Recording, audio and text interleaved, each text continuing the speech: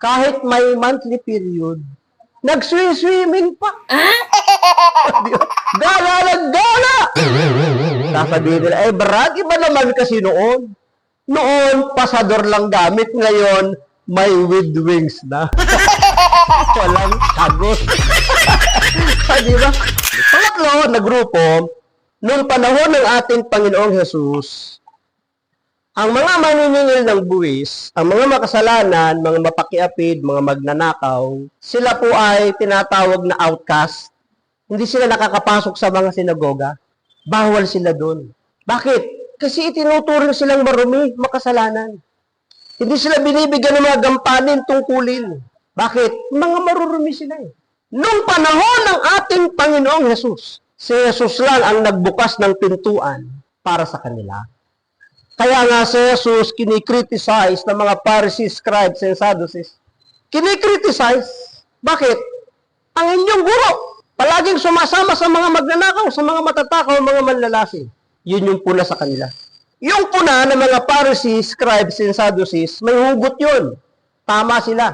Sapagkat ang isang tagapagturo ay hindi dapat nakikisama sa mga makasalanan. Lalo't ikaw ay rabay. Kasi para sa kanila, sa batas ni Moises, ang isang bagay na banal, hindi dapat sumasama sa marumi. Kaya nga tingnan ninyo yung mga babae, example na lang natin. Kayo pong mga sister, maliban doon sa mga, excuse me for the word, menopause. Wala naman yung ibang itatawag na salita doon, menopause. Alam niyo yung menopause? Alam niyo na yun. Sa mga babae, sa inyo po, ayaw nyo at gusto, may dumarating sa inyo monthly. Parang billing ng kuryente yan, monthly. Diba?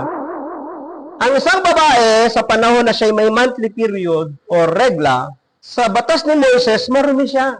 Ang babae, ng panahon ni Moises, hindi dapat gala ng gala. Dapat ina-isolate nila ang kanilang sarili. Sapagkat ang lahat ng mahawakan nila, madampian nila, masandalan, maupuan, ituturing na marumi. At kung ako ay makahawak, makasandal, makadampi, makaupo sa inupuan mo, parehas na tayong marumi. Kaya para hindi ka makahawa, i-isolate mo sarili mo. Kailan ka lalabas? Sa panahon ng iyong paglilinis. Kaya mga babae po ngayon, kahit may monthly period, nag-swimming pa. Gala ng gala! Sasabihin nila, Brad, iba naman kasi noon. Noon, pasador lang gamit. Ngayon, may with wings na. Walang agos.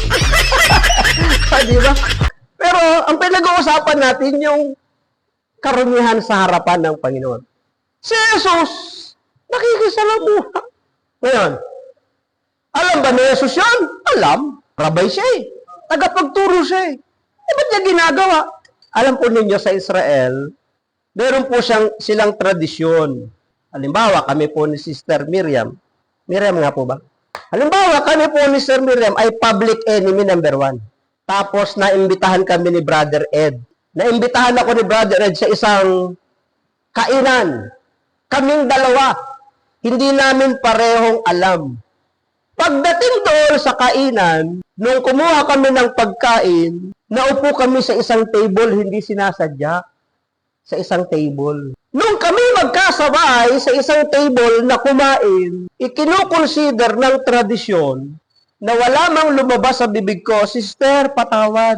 Wala mang lumabas sa bibig ni Sister, Brother, patawad sa kasalanan ko.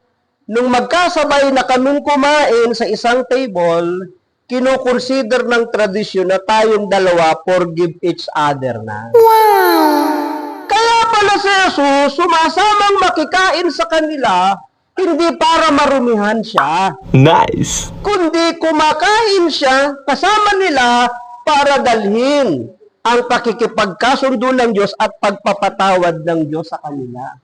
Every week na may gawain kayo, minsan magkakasabay kayo kumain. Yes. Pero pagka nag-uuwi anak kayo, magkakagalit na naman kayo. Diba?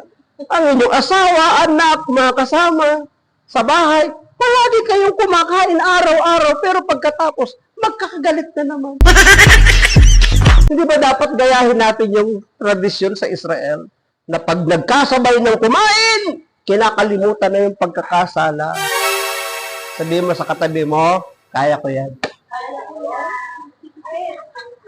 Eh, yung iba, hindi na umaatin, lumipat ng iba gawain. Di ba? Para hindi makita. Sino? Yung kinaiinisan, kinagagalitan.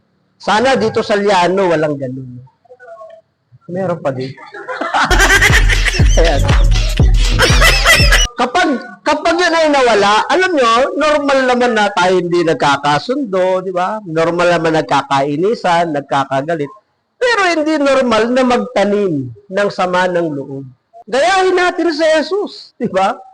Hindi para siya marumihan, kaya siya sumasama sa kanila, kundi para dalhin yung paglilinis at pagpapatawad ng Diyos sa kanila. Kaya nga ang tanong ko ngayon mga kapatid ay ganito, dito po ba sa inyong gawain, bukas ba ang pintuan ninyo?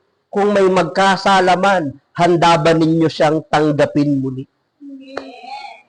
Di ba ang atin pong yung atin pong mga simbahan, yung mga katedral? Di ba yung atin pong mga katedral, yung mga basilika? Minsan may mga pintuan po yan na hindi sinasara.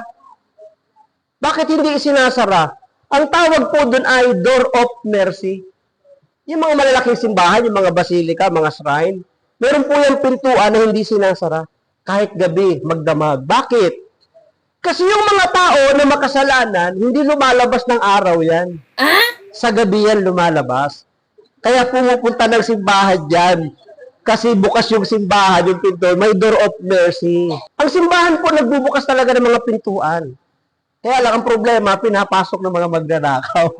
Yun yung nagiging budaan. Pero, ang simbahan po, hindi sarado kahit maraming nagkakamali. Dapat maging ugali natin, yung ugali ng simbahan, na kinuha nila yung ugali ni Jesus.